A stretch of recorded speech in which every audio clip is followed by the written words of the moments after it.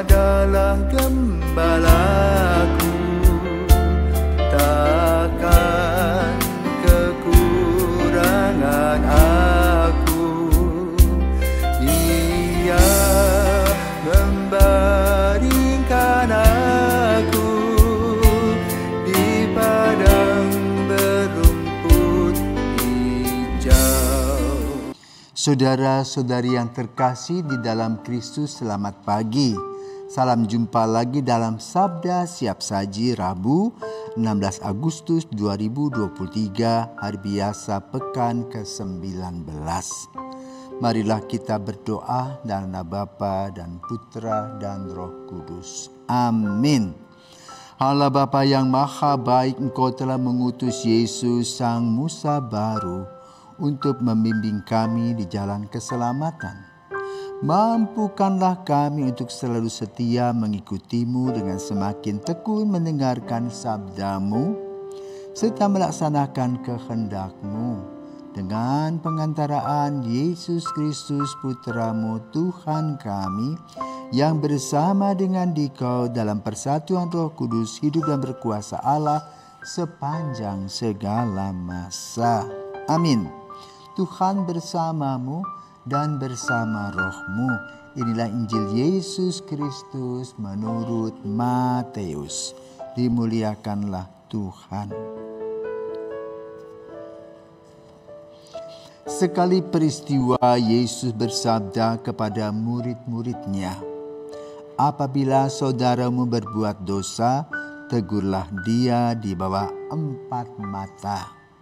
Jika ia mendengarkan nasihatmu, engkau telah mendapatkannya kembali. Jika ia tidak mendengarkan, dikau bawalah seorang atau 2 orang lain, supaya atas keterangan 2 atau 3 orang saksi perkara itu tidak disangsikan. Jika ia tidak mau mendengarkan mereka, sampaikanlah soalnya kepada jemaat. Pandanglah dia sebagai orang yang tidak mengenal Allah atau seorang pemungut cukai.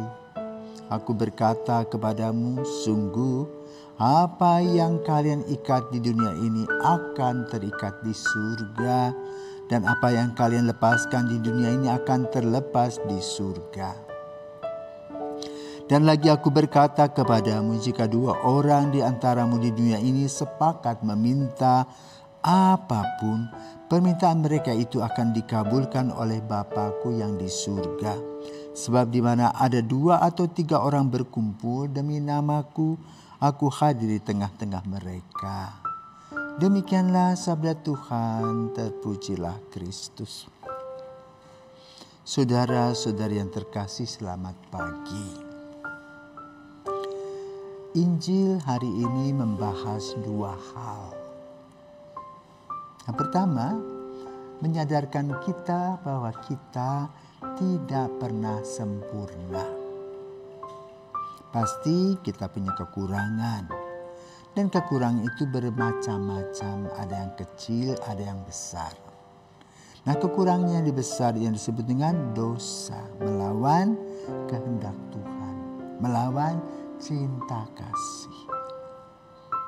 Maka harus ada satu solusi. Solusinya pertama adalah keterbukaan. Orang yang bersangkutan diingatkan bahwa jalan yang dia lalui itu salah. Maka bila orang itu mau mereparasi, memperbaiki perjalanan hidupnya itu, maka kita sudah selesai dengan hukum moral kita. Mengingatkan dan berhasil.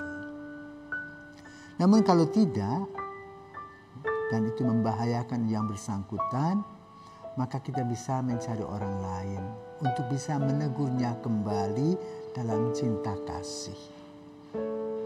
Bukan menggosipkan, tetapi demi cinta kasih dan keadilan. Maka orang itu bisa ditegur. Bila tidak mau lagi, biarkan. Jadi kita sudah melakukan kewajiban moral kita. Kalau terjadi ada hal-hal yang kurang beres dengan dirinya, kita akan menjadi penonton. melihat saja. Kenapa? Kebebasan dia miliki, teguran sudah kita lakukan, tetapi dia tetap tidak mau. Biarlah dia menanggung sebab dan akibat dari apa yang dilakukan. Selebihnya kita mendoakan orang yang bersangkutan, agar Tuhan sendiri yang mengetuk hatinya untuk pertobatan. Yang kedua, yang disampaikan pada hari ini dalam Injil, kita diingatkan kembali akan apa yang kita kenal sebagai sakramen tobat. Jadi sakramen tobat itu bukan sebuah sakramen yang kita karang sendiri, tetapi mempunyai dasar ilmiah secara teologis sebagaimana disampaikan pada pagi hari ini. Yesus berkata, "Aku berkata kepadamu, sungguh apa yang kalian ikat di dunia ini akan terikat di surga, dan apa yang kalian lepaskan di dunia ini akan terlepas di surga." Itulah bilik sakramen tobat, di mana peniten datang mengungkapkan kepedihannya, kesulitannya sebagai seorang pendosa, dan pendengar atau pastor, sang gembala harus mengarahkan orang yang bersangkutan supaya tidak mengulangi perbuatan itu lagi, dan kemudian diberikan berkat-berkat yang baru. Maka setiap kali kita datang kepada pastor untuk mengungkapkan kesulitan dan dosa-dosa kita, ia berkata apa? Yesus mengampuni dan melepaskan kita dari segala dosa. Karena itulah yang dikatakan terikat dan terlepas di surga. Hal lain yang muncul dalam perikopa ini adalah bagaimana Tuhan mendengarkan hati orang-orang yang jernih dan bersih, yang senantiasa mencari berkat-berkat dan karunia yang Tuhan berikan kepada orang-orang yang berkehendak baik. Maka disampaikan di mana 2-3 orang berjumpa dan membicarakan tentang apa yang direncanakan di dalam Tuhan, Tuhan akan mendengarkannya. Selamat berjuang untuk mengalahkan segala kekurangan dan kesalahan, memperbaiki hidup, datang kepada Tuhan dalam sakramen tobat, diperbaharui, diperbaiki, dan kemudian kita menjadi manusia baru. Dan sebagai manusia baru kita boleh berdoa, kita minta kepada Tuhan berkat-berkat yang baru, sehingga berkat-berkat itu betul menjadi sebuah harta yang luar biasa yang kita dapatkan dari Tuhan. Selamat pagi, Tuhan memberkati.